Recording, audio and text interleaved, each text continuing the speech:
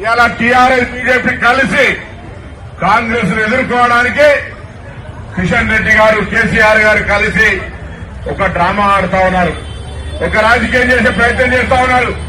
నేను అడుగుతా ఉన్నా ఇక్కడ స్థానిక కిషన్ రెడ్డి మంత్రి, భారతీయ జనతా పార్టీ కేంద్రంలో అధికారంలో ఉన్నది.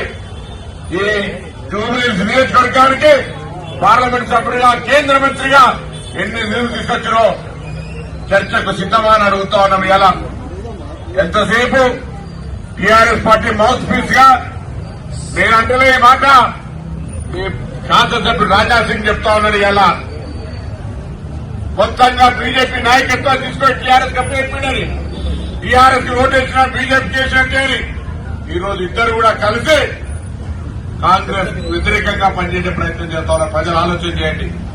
కాంగ్రెస్ ఏం తప్పు చేసింది? కాంగ్రెస్ రేషన్ కార్డు ఇచ్చి తప్పు చేసినట్టు చెప్తా ఉన్నారు. కాంగ్రెస్ మహిళలకు ఉచితంగా బస్సు ఇచ్చి తప్పు చేసిందే చెప్తా ఉన్నారు. కాంగ్రెస్